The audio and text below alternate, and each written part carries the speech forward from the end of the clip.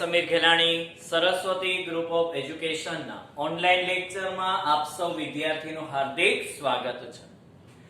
विद्यार्थी मित्र આપણે ધોરણ 12 કોમર્સ વાણિજ્ય વ્યવસ્થા વિષયના ચેપ્ટર નંબર 4 વ્યવસ્થા તંત્ર વિશેની આપણે સમજૂતી મેળવી રહ્યા છે, જેમાં આપણે અગાઉ ના લેક્ચરની અંદર વ્યવસ્થા તંત્રની લાક્ષણિકતા વિશેની આપણે સમજૂતી મેળવી હતી। હવે આ લેક્ચરની અંદર આપણે 5 માર્કનો પ્રશ્ન અથવા 3 માર્કની અંદરમાં એવો પ્રશ્ન પૂછાઈ શકે કે વ્યવસ્થા તંત્રની રચના જેને બીજો શબ્દ કહી શકાય તબક્કા, ત્રીજો શબ્દ કહી શકાય વિધિ। આ 3 જે શબ્દ પરીક્ષાની અંદરમાં આપણે દેખાય કોઈ પણ શબ્દના ઈ પછી આયોજન હોય, વ્યવસ્થા તંત્ર હોય, કોઈ બી હોય, એના પોઈન્ટ્સ આપે ક્રમમાં જ લખવાના થશે। તો વ્યવસ્થા તંત્રની રચનાના તબક્કા વિશે પહેલા આપણે જોઈ લઈએ। હવે વ્યવસ્થા તંત્રની રચના તો કે કોઈ પણ ધંધાકીય એકમ જ્યારે પોતાના નિર્ધારિત કરેલા ધ્યેય આયોજનમાં નક્કી કરે ત્યારબાદ એ ધ્યેયને સિદ્ધ કરવા માટે એને વ્યવસ્થા તંત્રની રચના કરવી પડે છે। વ્યવસ્થા તંત્રની રચના કરવા માટે એમણે 7 થી 8 પોઈન્ટની અંદરમાં પસાર થવું પડે અને ત્યારબાદ એક વ્યવસ્થા તંત્ર રચાય છે, કારણ કે દરેક ધંધાકીય એકમની અંદર અલગ અલગ વ્યવસ્થા તંત્રની ગોઠવણી કરવામાં આવેલી હોય। તો આપણા ધંધાકીય એકમની અંદરમાં આપણે વ્યવસ્થા તંત્ર રચવું છે તો એના ઘણા બધા પ્રકાર છે। આના પછીના નેક્સ્ટ લેક્ચરની અંદરમાં આપણે એ જ ભણીશું વ્યવસ્થા તંત્રના પ્રકાર વિશે। તો પહેલા આપણે વ્યવસ્થા તંત્રની રચનાના જે તબક્કા આપેલ છે એ તબક્કાના આપણે પહેલા પોઈન્ટ્સ જોઈએ। તમને એક સૂત્ર આપ્યું છે, હે કાકા 20 આ નકશો। હે કાકા 20 આ નકશો।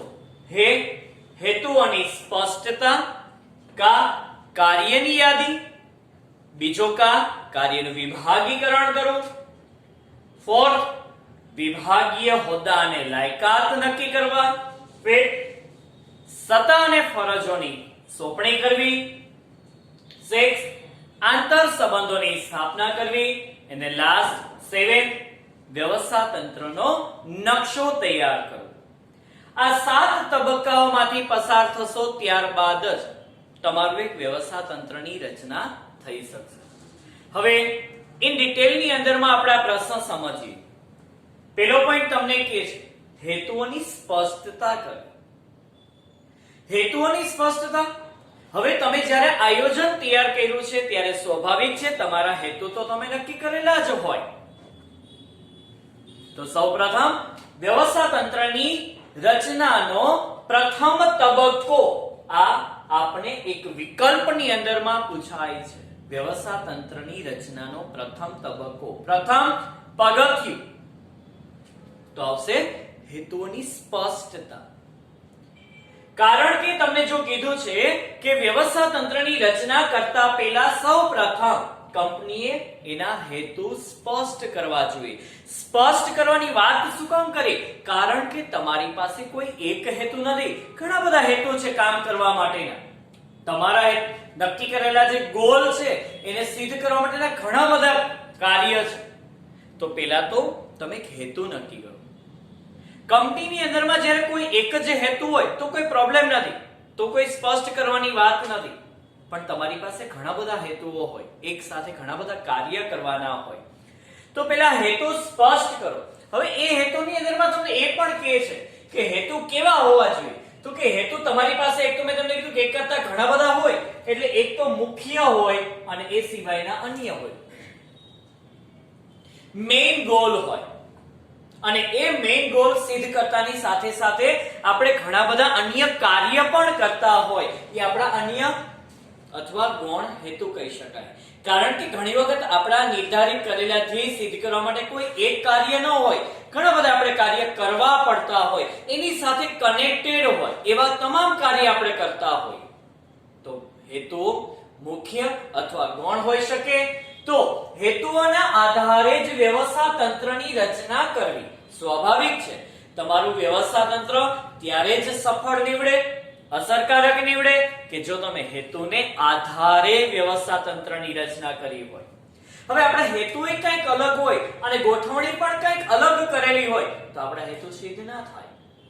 તો હેતુના આધારે, હેતુના અનુસંધાને વ્યવસ્થા તંત્રની ગોઠવણી કરવી. એટલા જ માટે કીધું કે વ્યવસ્થા તંત્રની રચનાનું પ્રથમ પગથિયું કયું મિત્ર? તો કે હેતુઓની સ્પષ્ટતા. આ વિકલ્પમાં પણ આપને પરીક્ષામાં પૂછાઈ શકે છે. ચાલો, હેતુ તો નક્કી થઈ ગયા છે મિત્ર. હવે હેતુ નક્કી થઈ ગયા એટલે શું આપણા હેતુ સિદ્ધ થઈ ગયા? તો કે ના. હેતુને સિદ્ધ કરવા માટે આપણે કાર્યની યાદી તૈયાર કરવી પડશે. કારણ કે મેં હમણાં તમને કીધું કે તમારી પાસે કોઈ એક કાર્ય નથી, ઘણા બધા કાર્ય છે કે જે તમારા હેતુઓ સાથે સુસંગત છે અને એ કાર્ય બધા તમે અપનાવશો, એને ફોલો કરશો, એને અમલમાં મૂકીશો તો તમારા હેતુ સિદ્ધ થશે. તો આપણા હેતુ સ્પષ્ટ કર્યા બાદ હવે તો કે એને સિદ્ધ કરવા છે, એટલા માટે એને સિદ્ધ કરવા માટે કાર્યની શું તૈયાર કરવી પડે મિત્ર? યાદી તૈયાર કરવી પડે. જ્યારે એક જ કાર્ય હોય તો કોઈ પ્રશ્ન નથી, પણ ઘણા બધા કાર્ય હોય ત્યારે કાર્યની યાદી તૈયાર કરવાની છે. અને કાર્યની યાદી શું કામ તૈયાર કરવાની છે? એટલા માટે કે આપણું કોઈ પણ કાર્ય જે મહત્વનું હોય ને મિત્ર એ કે બાકી ન રહી જાય, એટલા માટે કાર્યની યાદી તૈયાર કરીએ છીએ. શું કામ તૈયાર કરીએ છીએ? એટલા માટે. શેના માટે? આપણે એક કાર્ય બાકી ન રહી જાય એટલા માટે કાર્યની યાદી તૈયાર કરવામાં આવે છે. કાર્યની યાદી તૈયાર કરતી વખતે તેની વિચારણા કરવી અનિવાર્ય છે અને એના આધારે જ કાર્યનું વિભાજન કરવું. હવે ઘણા બધા કાર્ય છે તો કાર્યના ભાગ પાડવા પડશે, વિભાગ પાડવા પડશે. એ તમારું કામ થઈ જશે ત્રીજું. કાર્ય તો નક્કી કર્યા, કાર્યની યાદી તૈયાર કરી લીધી, ઘણા બધા કાર્ય નક્કી કર્યા. ઉત્પાદનને લગતા કાર્ય, વેચાણને લગતા કાર્ય, હિસાબીને લગતા કાર્ય, જાહેરાતને લગતા કાર્ય, મૂડી મેળવવાને લગતા કાર્ય, કર્મચારીની પસંદગીને લગતા કાર્ય, પગારને લગતા કાર્ય, ઘણા બધા કાર્ય નક્કી કર્યા. હવે એ જે કાર્ય નક્કી કર્યા છે એ દરેક કાર્યનું એક વિભાગ નક્કી કરો અને એ વિભાગ નક્કી કરી અને એ વિભાગની અંદર એ કાર્યની વહેંચણી કરી દેવાની. જો મિત્ર આપણે જોઈએ, અહીંયા કીધું કે કાર્યની યાદી તૈયાર થઈ ગયા બાદ યાદીમાં દર્શાવેલા કાર્યમાંથી, જે કાર્યની યાદી તૈયાર કરી છે એ કાર્યમાંથી એકબીજા સાથે સંકળાયેલા હોય તેમજ સમાન કાર્યો હોય તો એને એક જ જૂથમાં મૂકવા. ખરીદીને લગતું જેટલું કાર્ય હોય તો એ બધા કાર્ય ખરીદ વિભાગમાં મૂકવા. વેચાણને લગતું, જેમ કે દાખલા કે હું કહું જાહેરાત, તો જાહેરાત ખરીદી સાથે કનેક્ટેડ નથી, જાહેરાત વેચાણ સાથે કનેક્ટેડ છે. તો કંપનીનું જે જાહેરાતનું કાર્ય છે એ શેમાં મૂકવું જોઈએ? વેચાણમાં મૂકવું જોઈએ. હિસાબને લગતા કાર્ય, વહીવટીને લગતા કાર્ય, વહીવટી કાર્ય છે હિસાબ સાથે કનેક્ટેડ છે તો કંપનીના ટોટલી વહીવટી કાર્યને હિસાબ સાથે કનેક્ટ કરવાનું અને એને હિસાબ વિભાગમાં મૂકવા. કારણ કે હિસાબના કાર્ય જો તમે ખરીદી વિભાગમાં મૂકો તો કાર્ય ન થાય, ખરીદીને લગતા વેચાણમાં મૂકો તો ન થાય. એક સિમ્પલી ઉદાહરણ આપું. વિદ્યાર્થીઓ છો ને મિત્ર, એટલે સાયન્સને લગતા કાર્ય કોમર્સમાં ન મુકાય ને કોમર્સને લગતા કાર્ય સાયન્સમાં ન મુકાય. સમજાઈ ગયો? હવે સાયન્સના બધા કાર્ય સાયન્સ સાથે જ કનેક્ટેડ હોવા જોઈએ અને કોમર્સને લગતા કાર્ય કોમર્સ સાથે કનેક્ટેડ હોય. જી નીટની એક્ઝામ, ગુજકેટ, આ બધું તો આવા શબ્દ આવે એટલે તરત જ આપણા મગજની અંદરમાં આવે વિચાર, કયો વિભાગ હશે? સાયન્સ વિભાગ. કોમર્સમાં ના હોય, કોમર્સમાં કોઈ નહીં, કોમર્સમાં પ્રોજેક્ટ હોય તો પ્રોજેક્ટને લગતા કાર્ય કોમર્સમાં મૂકો. તો આ રીતે એકબીજા સાથે કનેક્ટેડ કાર્ય હોય, એક સરખા સમાન કાર્ય હોય તો તમારે એને એક જૂથની અંદરમાં સમાવેશ કરવાના. જેમ કે જો આમાં કીધું કે વેચાણને લગતા કાર્ય હોય તો વેચાણ વિભાગમાં, ખરીદીને લગતા કાર્ય હોય તો ખરીદ વિભાગમાં, હિસાબી વિભાગને લગતા કાર્ય હોય તો હિસાબી વિભાગની અંદરમાં વિભાજિત એટલે કે ભાગલા પાડી અને શ્રમ વિભાજનનો કાર્ય વિભાજનનો અલગ અલગ કાર્યની વહેંચણી કરવાનો અહીંયા સિદ્ધાંત લાગુ પાડી શકાય છે. શ્રમ વિભાજનનો સિદ્ધાંત કોણે આપ્યો તો મિત્ર યાદ કરો. ત્રીજા ચેપ્ટરમાં યાદ કરો. કોણ હતા ભાઈ? આપણા મોટા ભાઈ હેનરી ફેયોલ. આ વ્યક્તિએ કાર્યની વહેંચણી માટેનો સિદ્ધાંત આપ્યો છે. કાર્ય વહેંચાઈ ગયા, કાર્યના વિભાગ પડી ગયા. હવે એ વિભાગ પાડતી વખતે હજી એક બાબત એ પણ ધ્યાનમાં રાખવાની છે. શું? તો કે જ્યારે પણ તમે કાર્યનું વિભાગીકરણ કરો ત્યારે એકમના સ્વરૂપ અનુસાર કરાય. એકમનું સ્વરૂપ કયું છે? નાના કદના ધંધાકીય એકમ છે, મોટા કદના ધંધાકીય એકમ છે, મધ્યમ કદના ધંધાકીય એકમ છે, અથવા ભૌગોલિક વિસ્તાર. એના આધારે કાર્યની વહેંચણી કરો. હમણાં એક ઉદાહરણ આપીએ છીએ આપણે ભૌગોલિક વિસ્તારોનો અહીંયા છે. અને કાર્યના આધારે કાર્ય અનુસાર વ્યવસ્થા તંત્ર અપનાવી શકાય છે. કાર્ય અનુસાર વ્યવસ્થા તંત્રની રચના પણ આપણે નેક્સ્ટ લેક્ચરની અંદરમાં આપણે ભણીશું કે જેમાં કાર્યને મહત્વ આપી, કાર્યના વિભાગ પાડી અને કાર્યને અમલમાં મૂકી શકે એવા વિભાગીય અધિકારીની નિમણૂક કરી અને એને કામની સોંપણી કરવામાં આવે છે. ધેટ મીન્સ કાર્ય વિભાજન, વર્ક ડિવિઝન કરવા. હવે એક ઉદાહરણ આપ્યું છે. જો ભૌગોલિક વિસ્તાર પ્રમાણે કાર્યનું વિભાજન કરવાનું, સમગ્ર દેશની અંદરમાં વસ્તુનું વેચાણ કરવું છે મારે. આપણે અહીં બેઠા છીએ, વિચારો, અને આપણો સમગ્ર દેશ છે આપણી ફરતી. હવે તો કે અહીંયા તો કે પૂર્વ, પશ્ચિમ, ઉત્તર, દક્ષિણ. જો આખા દેશને કવર કરવો હોય તો ચારેય દિશા કવર કરવી પડે, બરોબર ને મિત્રો? હવે ચારેય દિશા જ્યારે તમે કવર કરો છો ત્યારે સ્વાભાવિક છે કે પૂર્વ દિશાની અંદર એક વિભાગ હોય મેઇન, એક ઉત્તર દિશામાં મેઇન વિભાગ હોય, પશ્ચિમ વિભાગમાં હોય, દક્ષિણ વિભાગમાં હોય અને એના બધા ગ્રાહકો આની હારે કનેક્ટેડ હોય. આ બધા વ્યક્તિ એકબીજા સાથે કનેક્ટેડ હોય. ત્યારે આખા દેશની અંદર તમારી વસ્તુ બજારની અંદરમાં વેચાતી હશે. આ કાર્યને શું કર્યું કહેવાય? વિભાગીકરણ કર્યું કહેવાય. કયા પ્રમાણે? ભૌગોલિક વિસ્તાર પ્રમાણે. ચાલો, કાર્યનું વિભાગીકરણ પણ થઈ ગયું, કાર્ય ડિવાઈડ પણ થઈ ગયા. હવે તો કે કાર્ય ડિવાઈડ થઈ ગયા પછી એ વિભાગ સંભાળી શકે એવા વિભાગીય હોદ્દાઓ અને એની લાયકાત નક્કી કરવી. એવી વ્યક્તિની નિમણૂક કરવાની છે. તો પહેલા એને હોદ્દો નક્કી કરો કે આપણે વિભાગ માટે કેવો વ્યક્તિની નિમણૂક કરશું અને વિભાગીય અધિકારીનો હોદ્દો શું.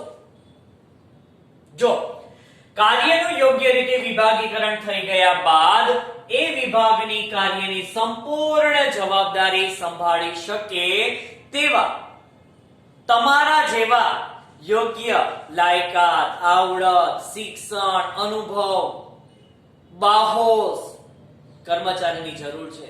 અને તમારા જેવા વ્યક્તિની નિમણૂક કરી આખા વિભાગની સંપૂર્ણ સત્તા એને સોંપી દેવામાં આવશે. કારણ કે વ્યક્તિ વિભાગ માટે લાયક છે, સંભાળી શકે છે, તો આપણે એને આપવું. જો કીધું જેમ કે વેચાણ વિભાગ માટે કેવા વ્યક્તિની રિક્રુટમેન્ટ કરવી પડે? તો કે વેચાણ અધિકારીની. એ સેલ્સ ઓફિસર હોવો જોઈએ. એ દરેક રાજ્યની અંદરમાં જઈ એનું માર્કેટિંગ કરતો હોવો જોઈએ, એનું સેલિંગ કરતો હોવો જોઈએ, મીન્સ કે વેચાણ કરતો હોવો જોઈએ. તો એવા કોઈ એક સેલ્સ ઓફિસરની નિમણૂક કરી અને આખો વિભાગ એને સોંપી દેવાનો. એ જ રીતે હિસાબી વિભાગ માટે તો હિસાબી વિભાગ માટે હિસાબી અધિકારીની નિમણૂક કરવાની. જેમ કે સમગ્ર એકમના હિસાબો લખવા છે તો એવો કોઈ લાયકાત ધરાવનાર વ્યક્તિ કોણ? તો કે સીએ. સીએ વ્યક્તિની નિમણૂક કરવાની અને એ વ્યક્તિને આખા વિભાગની સંપૂર્ણ સત્તા આપવાની. હજી અહીં કીધું હતું ને કે હોદ્દાને લાયકાત નક્કી કરવા. ઓકે, હિસાબી વિભાગ માટે આપણે એક એનો લાયકાત નક્કી કરી. શું? સીએ. અને એ વ્યક્તિ એનો હોદ્દો શું? તો કે હિસાબી અધિકારી, એકાઉન્ટન્ટ ઓફિસર છે, એનો હેડ છે.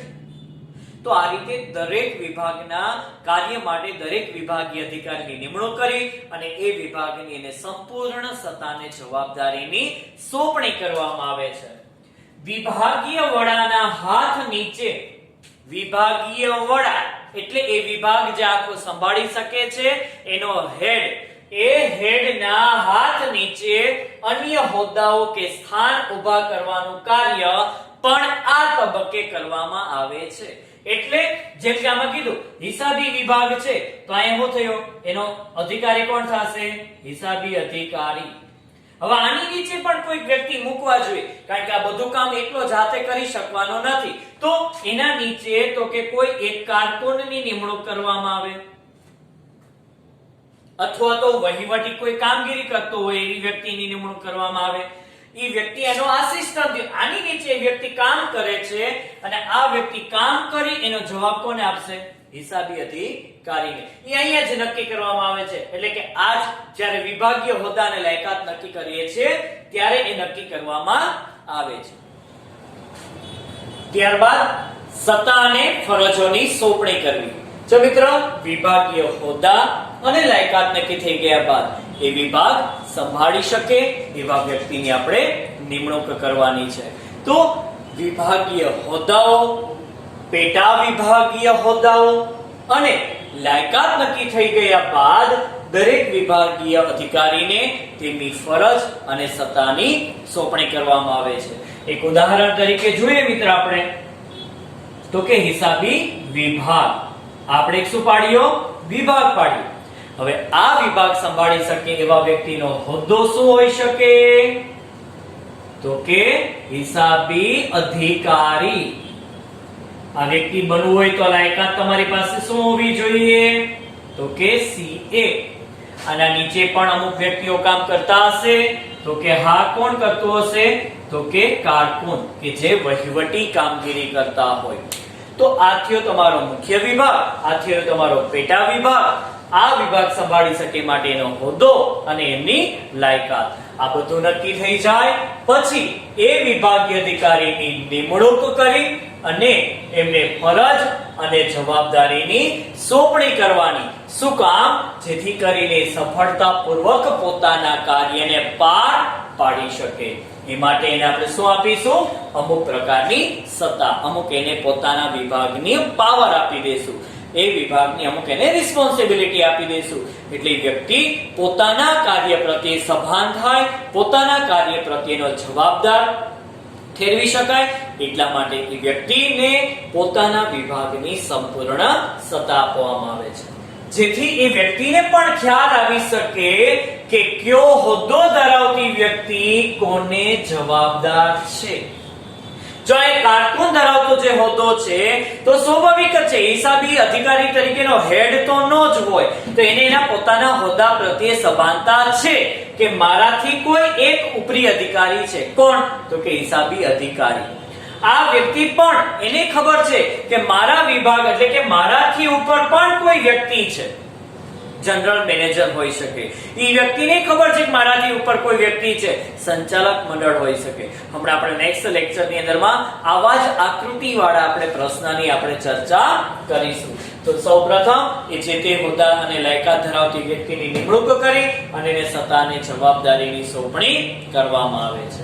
ત્યારબાદ દરેક વિભાગીય અધિકારીઓને સત્તા અને જવાબદારીની સોંપણી કરો એટલે સ્વાભાવિક છે કે વ્યક્તિ વચ્ચેના આંતર સંબંધો સ્પષ્ટ થાય છે. ટૂંકમાં કોણ કોને જવાબદાર છે, સ્વાભાવિક જ છે. કોણ કોને જવાબદાર, તો કે જેને આપણને સત્તા આપી છે આપણે એને જવાબદાર હોય, આપણે એને જવાબ આપવો પડે.